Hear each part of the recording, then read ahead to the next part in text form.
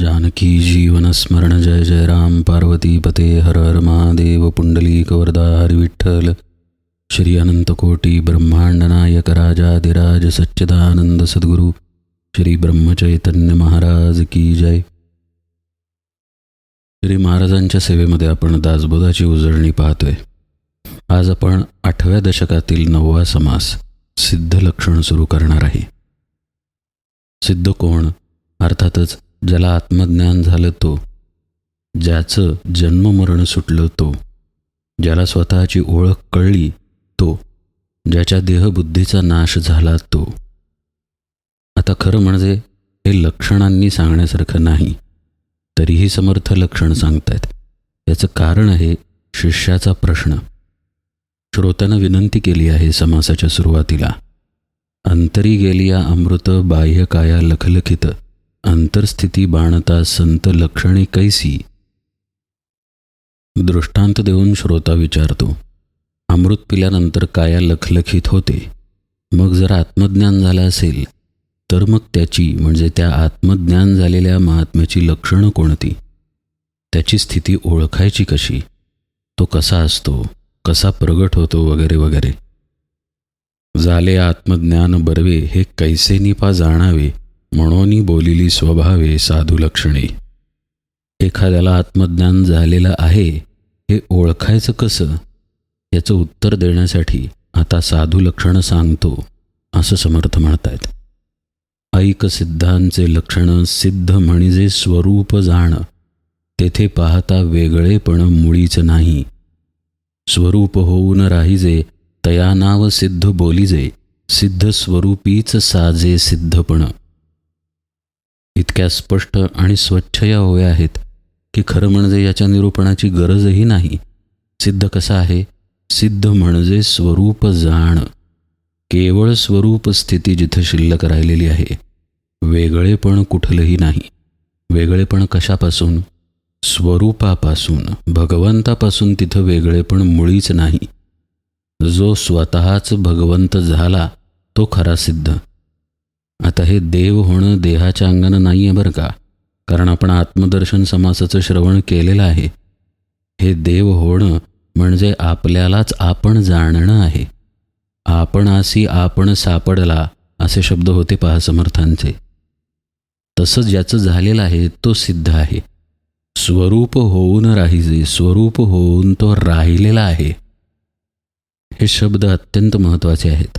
स्वरूप झाला आणि मग तो संपला म्हणजे देहानं संपला असं होत नाही. त्याचा देह राहतो. इथेच तर खरी गोम आहे.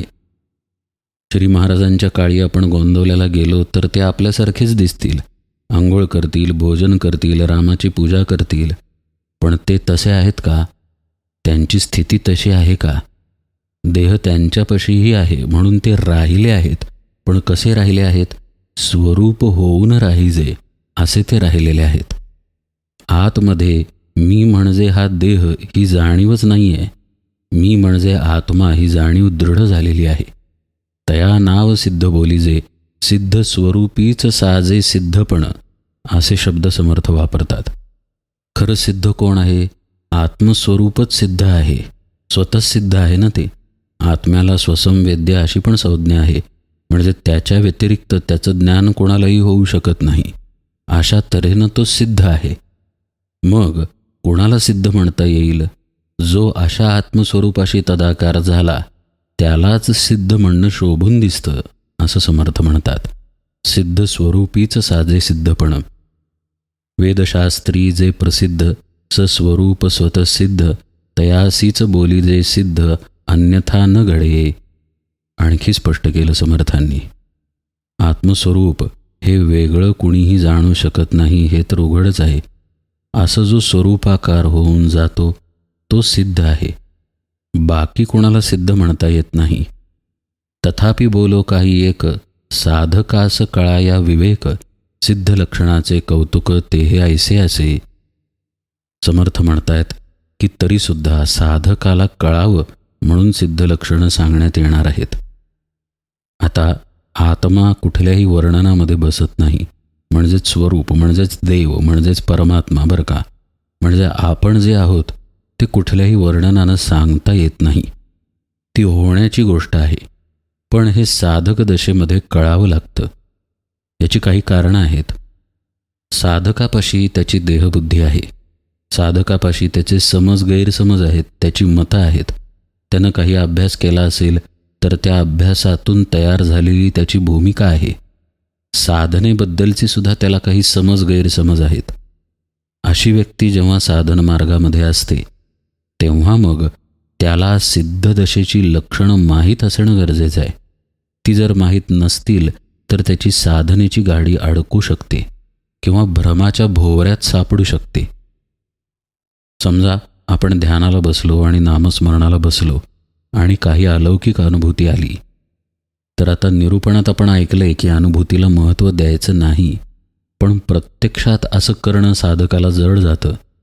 ज्याला अनुभूती आलीच नाही त्याला हे म्हणणं सोपं आहे की अनुभूतीला दुर्लक्षित करायचं, पण ज्याला प्रत्यक्ष अनुभूती येते त्याला ती दूर टाकणं सहजासहजी जमत नाही. मन तिथं गुंततंच, आपली बुद्धी तिथं अडकतेच. असा समज होतोच की मला अनुभव आलेला आहे, असा ग्रह होतो की मला आता काहीतरी कळलं. या जाणीवेतून साधक बाहेर येऊ शकत नाही. म्हणून साधकासाठी सिद्धदशेचं लक्षण सांगणं अत्यंत आवश्यक आहे. समर्थ हे जे सगळं काही करत आहेत ते आपल्यासारख्या साधकांसाठी, मुमुक्षू लोकांसाठी, बद्ध लोकांसाठी करत आहेत. खरं म्हणजे आत्मस्थितीमध्ये जो पोहोचला तो लक्षणांच्या पलीकडे गेला, कारण आत्म्याला लक्षण नाही, त्यामुळे त्याला लक्षणांमध्ये बांधता येत नाही. पहा ना, कुणी अगदी बालोन्मत्त पिशाच्य वृत्तीनं वागेल तर कुणी श्री महाराजांसारखा अगदी व्यवस्थित प्रपंचात राहून सर्वांशी योग्य तो व्यवहार करेल. दोघेही ज्ञानीच, ओळखणार कसं ज्ञानाला? श्री महाराजांचं एक वाक्य आहे की संतांना ओळखता येणार नाही, संत होऊनच संत कळतील. तरीसुद्धा समर्थ साधकांसाठी लक्षण सांगतायत. त्यांची ओवी पहा. अंतर्स्थित स्वरूप झाली, पुढे काया कैसी वर्तली, जैसी स्वप्नीची नाथिली स्वप्नरचना. आता हे वर्णनच मुळी सिद्धाचं आहे, त्यामुळे आपण उदाहरणानं हे समजून घेऊ शकतो, कारण साधकाजवळ ती अवस्था नाही. आता आपण स्वप्न पाहतो. स्वप्नामध्ये आपण काहीही करत असलो तरी जेव्हा आपण ते करत असतो त्यावेळी आपल्याला आपली जागृती असत नाही. म्हणजे पहा, समजा आपण एका खोलीमध्ये झोपलो आहे, आपली नेहमीची खोली, नेहमीचं अंथरूण पांघरूण, नेहमीच्या गोष्टी आजूबाजूला, आणि स्वप्नामध्ये आपण हिमालयात गेलो. आता हिमालयामध्ये एका पायवाटेनं जात असताना आपल्या खोलीमध्ये आपल्या बाजूला तांब्या भांडं कुठल्या दिशेला ठेवलेलं आहे हे पायवाटेनं जो स्वप्नात चालत आहे त्याला माहीत असत नाही. त्याला ती पायवाट सत्य असते, आजूबाजूचे पर्वत सत्य असतात. जो व्यक्ती झोपलेला आहे त्याच्या खोलीमध्ये खिडकी कुठे आहे, तांब्या कुठे आहे याच्याशी त्याला काही देणं घेणं नाही. ते त्याच्या स्मृतीतच नाही, त्याच्या जाणीवेतच नाही. पण अशी कल्पना करूया की तिथं आपली अवस्था जाणणारा व्यक्ती स्वप्नामध्ये नाटक म्हणून वर्तन करत आहे. कल्पना करायची बरं का. आता आपण अमुक अमुक व्यक्ती, अमुक अमुक आपलं नाव, आपलं काम, आपण जिथे झोपी गेलो तिथे आजूबाजूला काय काय आहे हे सगळं आपल्याला त्या स्वप्नातही माहीत आहे, ज्या स्वप्नामध्ये आपण हिमालयाची पायवाट चढत आहे. आता अशा परिस्थितीमध्ये आपण हे जाणून आहे की आपण अमुक व्यक्ती झोपलेलो आहे आणि हे स्वप्न सुरू आहे. तर ती पायवाट आपण खरी खरी चालू की आपण खोटे आहे हे ओळखून चालू? अर्थातच आपण त्यावेळी हे ओळखून चालू की हे सगळं खोटं आहे. ही पायवाट खोटी, ही झाडं खोटी, हे पर्वत खोटे, माझं हे चालणं खोटं, सगळं काही खोटं. खरे आपण कसे झोपलो आहे हे आपल्याला पूर्णपणे माहीत आहे.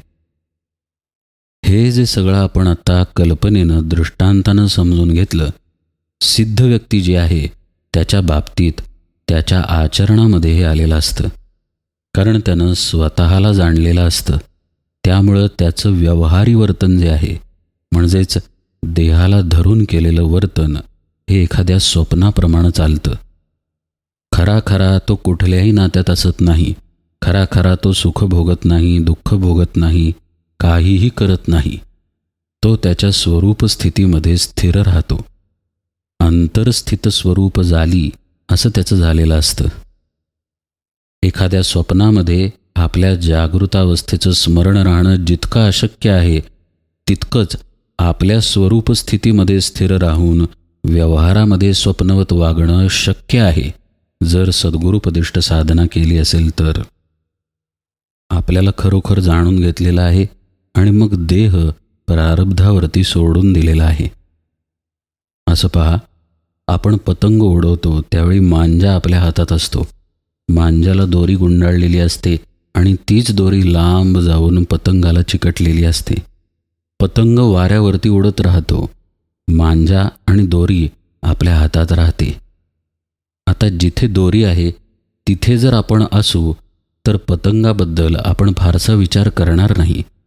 उडवणं सोडणार नाही, उडवणार, पण तो पतंग वाऱ्यावरती आहे हे जाणून आपण असणार. तसं ज्ञानी पुरुषाचं देहाच्या बाबतीत होतं. देह स्वप्नवत व्यवहार करतो आणि तो त्याच्या ठिकाणी स्थिर राहतो. त्याच्या ठिकाणी अगदी शांत, अगदी प्रसन्न, तृप्त अवस्थेमध्ये राहतो. समर्थांनी हे सगळं वर्णन सांगितलं बरं का. आणि पुढं ते म्हणतात, तथापि सिद्धांचे लक्षण काही करू निरूपण, जेणे बाणे अंतर खोण परमार्थाची.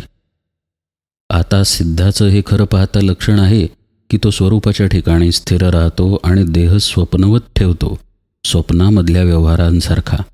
पण तरीसुद्धा सिद्धाचं थोडंफार वर्णन करतो, ज्या वर्णनामुळं परमार्थाची अंतरखूण कळेल. अंतरखूण का कळावी साधकाला असं वाटलं समर्थांना? कारण साधकाची भरकट होऊ नये, साधक कुठे फसू नये, अडकू नये, थांबू नये, त्याचे गैरसमज होऊ नयेत, गैरसमजांमुळं अभिमान वाढीला लागू नये, अशी अनेक कारणं आहेत ज्यामुळे समर्थांनी सिद्ध लक्षणं सांगितली आहेत. आता ही ओवी पहा, अतिशय प्रसिद्ध आणि तितकीच सखोल.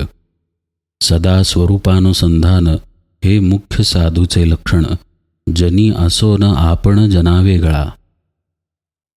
आता जी व्यक्ती स्वरूपाच्या ठिकाणी स्थिर राहिलेली आहे, ज्यानं स्वतःला जाणलेलं आहे आणि देह प्रारब्धावर टाकून दिलेला आहे, देह स्वप्नवत व्यवहार करतोय, तो अर्थातच जनामध्ये असणार, लोकांमध्ये असणार, सगळे व्यवहार करणार, पण तो त्या लोकांसारखा असणार नाही. तरीसुद्धा समर्थ सांगतात की त्याच्या ठिकाणी सदा स्वरूपानुसंधान हे लक्षण असतं. अनुसंधान कशाचं असेल? आत डोकावून जर पाहिलं तर स्वरूपाचं असतं. सोन्याचा दागिना घेतला आणि त्या सोन्यात डोकावून पाहायला गेलो तर आपल्याला सोनंच दिसणार आहे. तसंच समुद्रामध्ये डोकावून पाहिलं तर समुद्राचं पाणीच दिसणार आहे. आकाशात डोकवायला गेलो आपण तर आकाशच हाताला लागणार आहे. तसं जो सिद्ध आहे त्याच्या आत स्वरूपाचं अनुसंधानच असतं, अन्य कुठल्याही गोष्टीचं अनुसंधान असत नाही, असा इथे लपलेला अर्थ आहे. पहा, आपल्याला आपल्या गरजेप्रमाणे वेगवेगळं अनुसंधान असतं. भूक लागली अन्नाचं अनुसंधान, तहान लागली पाण्याचं अनुसंधान, काही ऐकावं वाटलं, जे ऐकावं वाटतंय त्याचं अनुसंधान, काही पाहावं वाटलं तर जे पाहावं वाटतंय त्याचं अनुसंधान. आपलं अनुसंधान बदलत राहतं आपल्या इंद्रियांप्रमाणे, कारण आपण इंद्रियांच्या अधीन आहोत म्हणून. जो सिद्ध आहे तो इंद्रियांच्या अधीन असत नाही. त्याच्या अनुसंधानाची जागा ठरलेली स्वरूप, स्वरूपाच्या ठिकाणचंच अनुसंधान.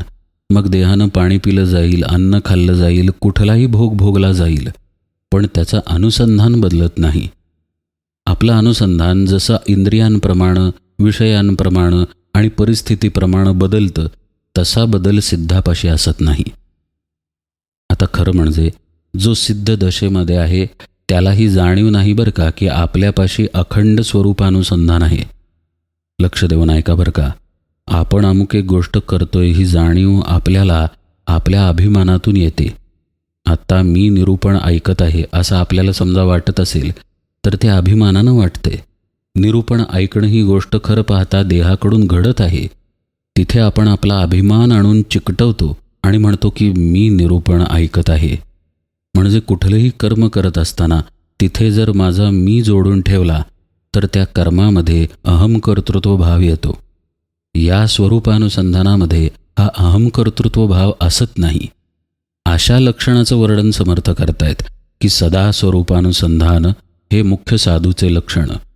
मग हे समर्थ साधकाला सांगतात, कारण साधकाचाच प्रश्न आहे ना की सिद्धाचं लक्षण कसं.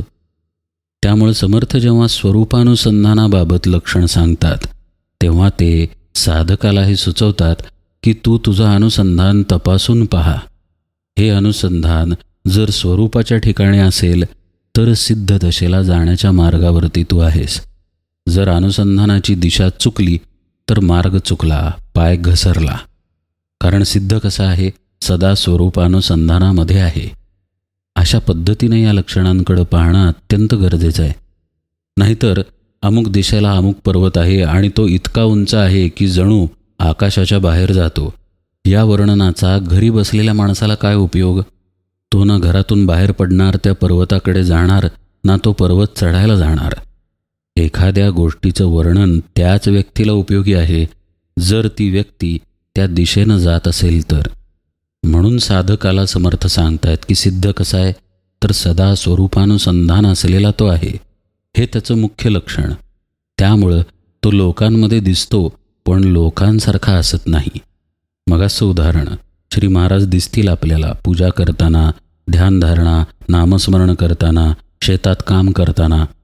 पण म्हणून आपण पूजा करतो, आपण शेतात काम करतो, नोकरी करतो म्हणजे आपण म्हणजे महाराज नाही. आपल्यामध्ये आणि त्यांच्यामध्ये फरक आहे. तो जाणीवेतला फरक आहे. जनी असो न आपण जना वेगळा असा सिद्ध असतो. तुकाराम महाराज म्हणतात, तुका म्हणे तैसे संत आणि जन दोहोसी समान भजो नये. एकसारखे दिसतील पण ते एकसारखे नाहीत. सिद्धाची अंतर्स्थित स्वरूप झालेली आहे आणि मग देह स्वप्नवत वर्तन करत आहे. तर आज मितीला आपण आपल्या देहाला, इंद्रियांना सत्यत्व दिलेलं आहे. ते स्वप्नवत वर्तन करत नाही आहे. कशामुळं? कारण आपण दुःख भोगतो, सुख भोगतो म्हणून. सुख होणं, दुःख होणं आणि ते भोगणं यामध्ये अंतर आहे बरं का. सुख आणि दुःख संतांच्याही वाट्याला येतं, पण ते भोगत नाहीत. ते फक्त ते पाहतात आणि आपल्या स्थितीमध्ये राहतात. आपण मात्र सुखाचा प्रसंग आला की ते उपभोगतो, त्याचा उपभोग घेतो आपण, त्यामध्ये रमून जातो. आपल्याला छान वाटतं, आपल्याला आनंद होतो. तो आनंद आपल्या इंद्रियांमधून प्रगट होतो. जो काही भाव असेल सुखाचा तो इंद्रियातून प्रगट व्हायला लागतो. दुःखाच्या बाबतीतही आपलं असं होतं. दुःख येतं पण ते नुसतं येत नाही, आपण त्या दुःखाला भोगतो.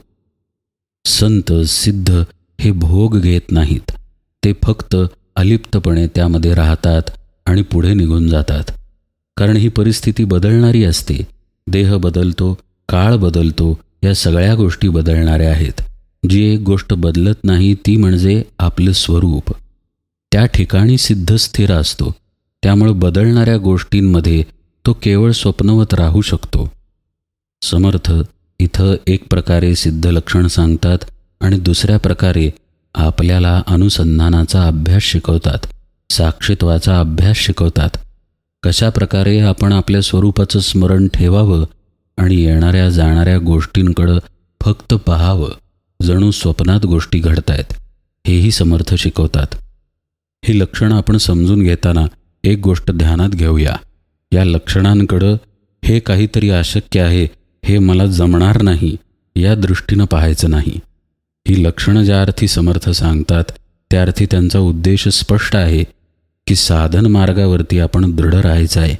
या लक्षणांना डोळ्यांपुढे ठेवून आपली साधनेची वाट चालायची आहे.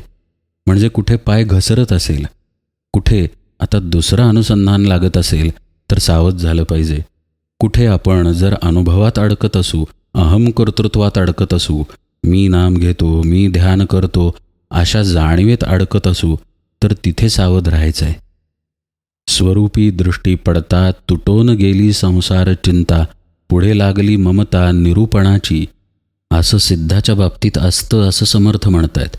म्हणजे स्वरूपाच्या ठिकाणी त्याची दृष्टी पडल्या पडल्या त्याची संसार चिंता निघून जाते आणि मग निरूपणाच्या ठिकाणी त्याची आवड राहते. समर्थ म्हणतायत पहा पुढे की हे साधकाचे लक्षण परिसिद्धांगी असे जाण, सिद्ध लक्षण साधके विण बोलोच नये. खरं पाहता स्वरूपाच्या ठिकाणी वृत्ती वळणं, तिकडं लक्ष जाणं आणि मग स्वरूपाबद्दलच्याच निरूपणाची म्हणजेच अध्यात्म निरूपणाची गोडी लागणं हे साधकाचं लक्षण आहे. समर्थ म्हणतात, पण ते सिद्धाच्या अंगी दिसून येतं, कारण साधक झाल्याशिवाय कोणी सिद्ध होऊ शकत नाही. म्हणजेच सिद्ध लक्षणामध्ये साधकासाठीची खबरदारीची सूचना आहे. मगाशी आपण जसं पाहिलं तसं की सदा स्वरूपानुसंधान आहे की नाही हे आता साधकानं तपासायचं आहे. पण साधक लक्षणांमध्ये सिद्धाची बीज लपलेली आहेत. ती लक्षणं असतील तर साधक त्या वाटेनं जाईल आणि सिद्ध बनेल. अशा प्रकारे हा सर्वांग सुंदर उपदेश समर्थ करतायत. आता स्वरूपी दृष्टी पडता म्हणजे नेमकं काय आणि संसार चिंता जाते म्हणजे तरी नेमकं काय, याचा सविस्तर अर्थ आपण उजळणीमध्ये यथावकाश पाहूया.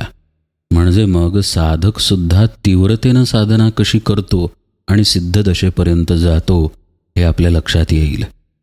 आज मात्र निरूपण सेवेला इथेच विराम देतो. जानकी जीवन स्मरण जय जय राम.